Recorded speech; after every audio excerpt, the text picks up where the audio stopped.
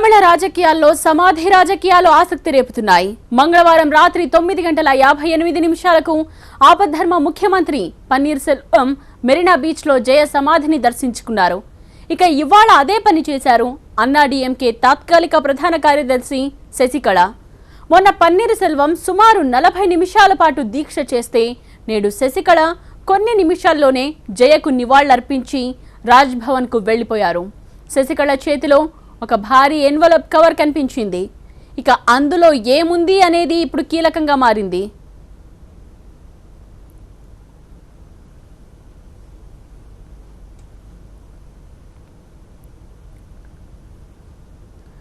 తమిళ రాజకీయాలు ఎలాంటి మలుపు తీసుకుంటాయి?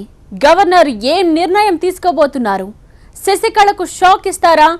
పన్నీర్కే పగ్గాలిస్తారా? ఇలా దేశమంతటా నరాలు తెగే ఉత్కంఠ నెలకొంది. ఇటు పన్నీర్ సెల్వం, అటు శశికళ ఇద్దరూ గవర్నర్ విద్యాసాగర్తో చర్చలు జరిపారు.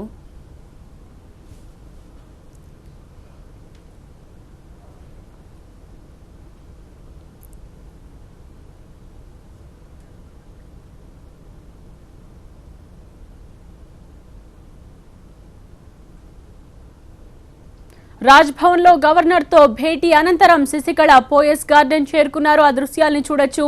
దాదాపు అరగంట పాటు గవర్నర్ తో చర్చలు జరిపారు శశికళ. తనకు సీఎంగా అవకాశం ఇవ్వాలి అంటూ గవర్నర్ ను విజ్ఞప్తి చేసినట్టుగా తెలుస్తోంది.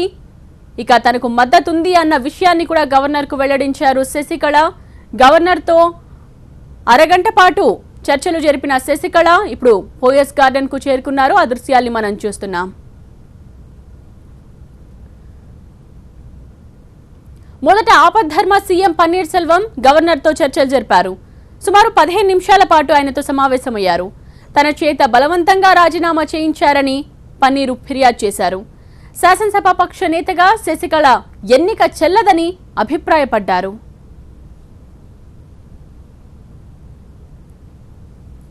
ఇక ఆ తర్వాత శశికళ కూడా గవర్నర్ విద్యాసాగర్ను కలిశారు.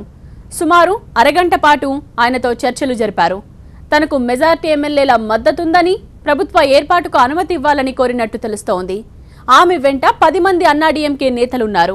అయితే ఇరు వర్గాల వాదనలు విన్న గవర్నర్ విద్యాసాగర్ ఎలాంటి నిర్ణయం తీసుకుంటారనేది కీలకంగా మారింది.